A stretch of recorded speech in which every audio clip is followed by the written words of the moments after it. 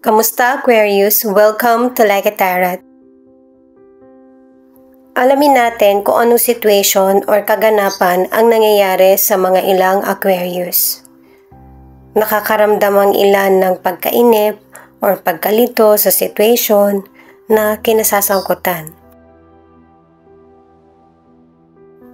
Panoorin mo ito para magkaroon ng kaalaman at maging aware ka kung ano ang dapat gawin.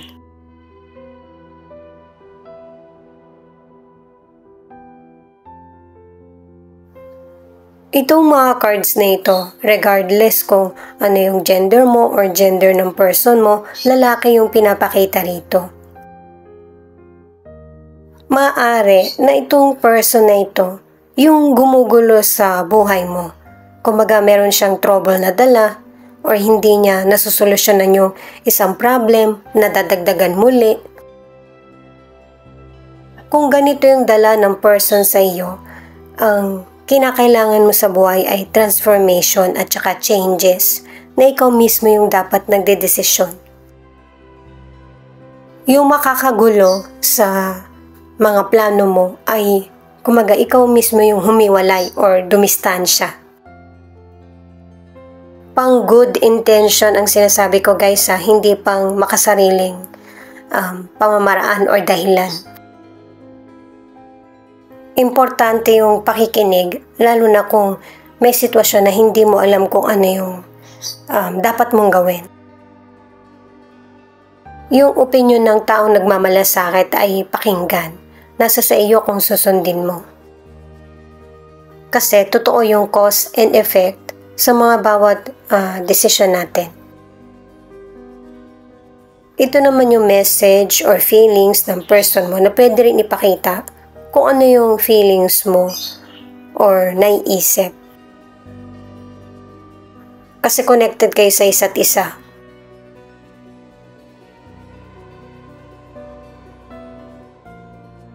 Itong person na nasa isip mo or tinutukoy ay iniisip ka rin niya. Maaari na hindi pa kasi kayo nakapag-usap ng mas maayos.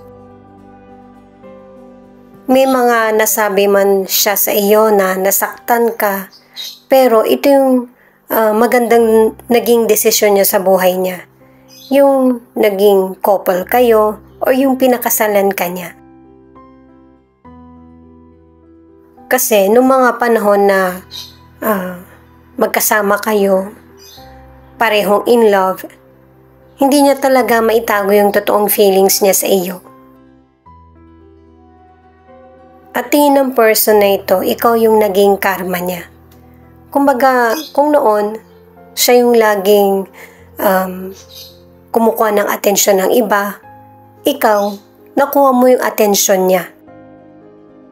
Mabilis yung mga pangyayari na feeling niya na nakawan siya. Ang ninakaw yung puso niya. Marami na siyang napagdaanan na relasyon, marami siyang nakilala, pero yung pinakamagandang parte na nangyari sa buhay niya ay yung nakilala ka niya nung nagkasama kayo. Kaya kung meron man siyang mga hindi nagagawang mabuti or napagdidesisyonan ng mga biglaan, ang gusto niya yung sayo, legal. Yung pareho niyong napagdesisyonan at wala kayong takot na ipakita sa kapwa niyo or mundo kung ano yung pareho niyong gusto. Nakadalawang cards na ang tinutukoy dito ay lalaki. Ano man ang gender mo ay na-hook itong person na ito sa iyo. Nakuha mo talaga yung attention niya at saka pagmamahal. Maaari din na ang ilan sa inyo, yung relasyon niyo ng person mo ay maayos naman. Pero may mga nagagawang mali yung person mo na hindi pabor sa kapwa-tao or kahit sa batas. Pwede siyang sakit or behavior na nahihirapan maiwasan yung person mo. Para sa mga bagong viewers, ang reading na ito ay timeless reading. General reading, ano man na edad mo or gender mo, kunin mo lang. kung ano yung akma sa sitwasyon mo. At saka ikaw na rin magpalit kung si person mo ba ito or ikaw. At ito ang start ng 1 week reading mo. The Devil, the Magician, 10 of Cups. May person o kaya dalawang person na merong hindi magandang gawain or plano. Pero guys, mas maigi na kung merong plano, yung mas makakabuti. Kasi mas maraming makikinabang at sasaya. Pero kung hindi maganda yung plano, nakakasama sa kapwa, may family din or ibang tao na magsasuffer. Kaya tatagan natin yung loob natin at saka manatiling magdasal para hindi negative energy ang mapupulot natin. Ang ilan sa inyo sa career o negosyo, hindi ka nagiging masaya kasi ang dami mong nagiging trabaho. May mga tao kasi na sa'yo ibinibigay yung responsibilidad na sila dapat yung gagawa. May iba naman na sinisira yung kumpiyansa mo. May positive pa rin naman nagaganap kasi pwedeng ma-promote ka or lumalaki yung sweldo mo. May lugar din ang pakikisama. Hindi lahat ng sasabihin sa'yo ay gagawin mo. Magkaroon din ng boundaries kung ano yung makakaya mo. Para naman sa mga single or nasa relationship, yung physical contact, kailangan ginagawa mo lang yan sa isang tao. Kasi pinapakita na sa cards na maaaring mahawaan ka ng sakit kung hindi ka mag-iingat. Or yung hindi nakokontrol ang sarili. Para sa ilan na single or nasa relationship, yung person mo hindi naman talaga siya yung nagseseryoso sa commitment or sa relasyon.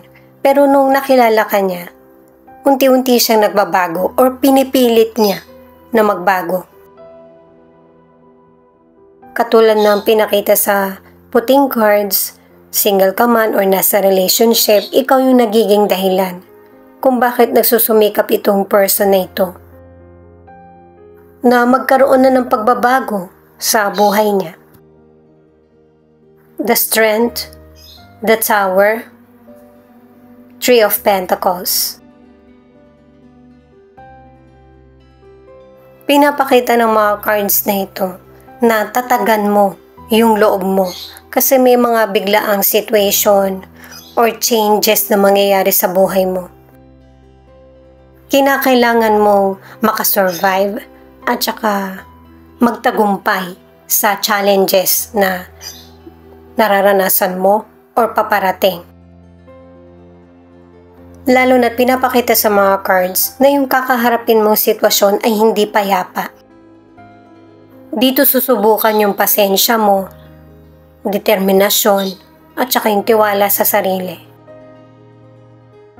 Starting point ito ng makabago at makakabuti sa buhay mo. Maaari na nakasweldo ka na or susweldo ka pa lang kasi sa money, kailangan mo mag-save. Kasi may mga ilang Aquarius na makakaranas ka ng kagipitan. Pinaghahanda ka ng mga cards sa worst na may experience mo sa money. Pwedeng mabankrupt ka, maiwan mo yung wallet mo, or manakawan, or magkaroon ng malaking gastusin. Pero huwag kang mag-alala kasi matatapos mo ito ng payapa at maayos. Kumbaga, makakahinga ka na ng maluwag pagkatapos ng mahirap na sitwasyon sa money. Ang ilan sa relationship, alam mo nang nagkakaproblema ang relasyon nyo, hindi mo kinukumpronta ang person mo or kapag ka kinukumpronta ka, nagagalit ka. Hindi lang naman trabaho, kaibigan, or money ang importante sa buhay natin, kundi yung mga totoong taong nagmamahal sa atin. meron ka mang financial or wala. Ayusin mo kung ano yung problem nyo sa relasyon kasi maayos nyo naman ito lalo na kung willing ka na makinig. Swerte ka kasi yung relasyon nyo ay solid at saka yung person mo, pinagpapasensyaan ka niya. Ang ilang single, magiging busy kayo ng potential person. Marami kayong magiging date, pag-uusap, pero darating yung panahon na magiging busy itong potential person. At ito yung panahon na mararamdaman mo na mamimiss mo siya. At tingin mo gusto mo na siya. The High Priestess, the Star, Page of Swords. Itong cards na ito ang nagsasabi na pakiramdaman mo yung sarili mo sa kung ano yung tingin mong makakabuti na solusyon sa pinagdaraanan mo. Ang kapayapaan at kaalaman mo ang makakatulong sa iyo para magkaroon ng growth sa buhay mo. At saka anuman yung magiging hadlang ay may pagpapatuloy mo yung goal mo sa buhay. Sa kalusugan, napaka-importante nito sa ngayon, kaya ito yung i-priority mo. Ang ilan naman, nagkaroon ng general check-up. May mga minor concern patungkol sa medical mo. Pero tingin ko patungkol sa timbang. Yun yung dapat mong i-maintain na hindi ka tataba. Hindi pwedeng nagda-diet lang, kailangan na igagalaw mo din yung katawan mo. Iwasan din na mag-isip ng negatibo para walang mabubuhay na sakit. Hanggat maaari ay iwasan na ma-stress or ma-focus sa problem. Kaya pala sa mga puting cards pinakita yung law. Kasi nga, dito sa tatlong cards na ito ay pinapakita na merong ilang single or nasa relationship. Isinisikreto yung status, kung single ba or may karelasyon na, or may karelasyon pang iba. Mas magiging maayos yung buhay kung pipiliin natin yung tama, yung ikaw lang talaga yung focus, maliban sa trabaho niya or personal na ginagawa. Ang ilan sa relationship, nililihim nyo ng person mo yung pagpapakasal. Hindi nyo pa sinasabi sa family yung good news. Ang ilang single naman, meron kang aatenan na grupo na dun mo makikilala yung potential person. Itong additional card na the moon, pinag-iingat ka sa person na may lihim na hindi magandang motibo. Na linlangin ka, mag-ingat sa mga lugar na hindi mo kabisado or sa mga person na hindi mo lubos nakilala. At huwag pagkatiwalaan yung mga hindi tapat sa iyo. Sa mga naunang cards, kahit hanggang dito pinapakita na kung ano man ang mga hadlang na dumarating sa buhay mo, itong The Empress ang nagsasabi na ano man yung mangyari sa buhay mo, may mga hadlang man, person man ito or situation, ay makakamit mo pa rin ang growth at saka clarity. At saka sa mga cards mo, sinasabi sa'yo na piliin mo yung mabuti kasi itong Six of Wands ang nagsasabi na para pumabor sa'yo yung kapalaran. Ikaw yung magwawagi sa mga taong gustong lamangan ka or paglihiman. Marami ka ng cards na nagsasabi na malalagpasan mo yung hadlang sa buhay mo. Kaya hindi ka kailangan matakot at harapin kung ano yung mga katotohanan. At saka para sa ilang single, yung good partner ay darating sa buhay mo. Yan ay kung pipiliin mo yung tama at hindi mag-i-stay sa mali. Umiwas ang ilang single sa taong mapanlin lang kahit na napamahal na sa iyo. Piliin mo yung mas makakabuti para sa iyo. Ito yung ilan sa 12 zodiac sign na nangunguna sa reading na ito. Libra, Taurus, Virgo, Pisces, Sagittarius, Capricorn. Thank you nga pala sa mga nag-like, share, comment, and subscribe. Ingat po kayo palagi saan man kayo naroon. At paki-click na rin ang notification bell para updated ka sa Laika Tarot Readings. Ito yung mga letra na posibleng andito yung letra ng pangalan ng person mo or letra ng pangalan mo. VJU, IEK, PBQ, WX.